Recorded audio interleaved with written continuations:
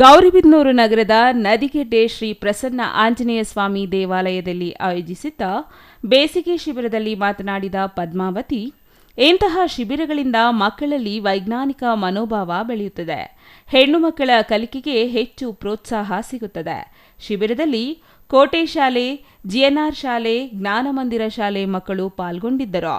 ಶಿಬಿರದಲ್ಲಿ traffic rules ಪಾಲಿಸುವ ಬಗ್ಗೆ, ಗ್ರಾಮಗಳಿಗೆ ಭೇಟಿ ನೀಡಿ ಮೂಲ ಸೌಕರ್ಯಗಳ ಬಗ್ಗೆ ಅರಿವು, ಪುರಾಣ ಪ್ರಸಿದ್ಧ ವಿದುರಾಶ್ವತ್ಥ ಅಶ್ವತ್ಥನಾರಾಯಣ ಸ್ವಾಮಿ ಸನ್ನಿಧಿಗೆ ಭೇಟಿ ನೀಡಿ ವೀರಸೌಧ ಗ್ಯಾಲರಿ ಹಾಗೂ ದೇವಸ್ಥಾನದ ಧಾರ್ಮಿಕ ಚಟುವಟಿಕೆಗಳ ಬಗ್ಗೆ ಮಕ್ಕಳಿಗೆ ಅರಿವು ಮೂಡಿಸಲಾಯಿತು ಎಂದರು.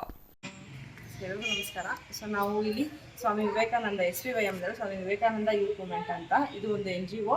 ಈ NGO ಅಲ್ಲಿ ನಾವು ಕಳೆದ 2 ವರ್ಷಗಳಿಂದ ಈ ಗೌರಿಬಿದನೂರು ತಾಲೂಕಲ್ಲಿ 20 ಶಾಲೆಗಳಲ್ಲಿ ವರ್ಕ್ ಮಾಡ್ತಾ ಇದ್ದೀವಿ. 10 ಹೈಸ್ಕೂಲಲ್ಲಿ ಮತ್ತು 10 ಪ್ರೈಮರಿ ಸ್ಕೂಲ್ಗಳಲ್ಲಿ ವರ್ಕ್ ಮಾಡ್ತಾ ಇದ್ದೀವಿ.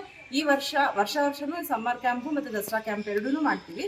ಸೊ ಅದರಲ್ಲಿ ಈ ವರ್ಷ 8 ಶಾಲೆಗಳಲ್ಲಿ ಸಮ್ಮರ್ ಕ್ಯಾಂಪ್ನ ಮಾಡ್ತಾ ಇದ್ದೀವಿ. ಟೋಟಲ್ ನಮ್ಮಲ್ಲಿ 25 ಜನ ಸ್ಟಾಫ್ ಇರ್ತೀವಿ.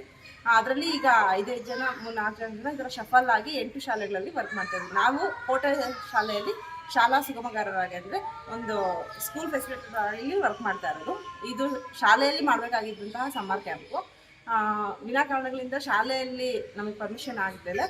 ಸಮುದಾಯದಲ್ಲಿ ಮಾಡಿದ್ರೆ ಶಾಲೆಗಿಂತಲೂ ಹೆಚ್ಚು ಜನಕ್ಕೆ ನಾವು ರೀಚ್ ಆಗ್ಬೋದು ಅನ್ನೋ ಒಂದು ಉದ್ದೇಶದಿಂದ, ಯಾಕಂದರೆ ನಮ್ಮ ಸಂಸ್ಥೆಯ ಮುಖ್ಯ ಉದ್ದೇಶನೇ ಸಮುದಾಯದಲ್ಲಿ ನಾವು ಸಮುದಾಯದ ಸಹಭಾಗಿತ್ವವನ್ನು ಹೆಚ್ಚಿಸ್ಕೋಬೇಕು.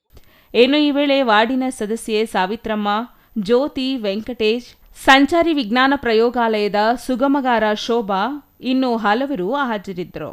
R Manjunath, CTV news, Gauribidanur.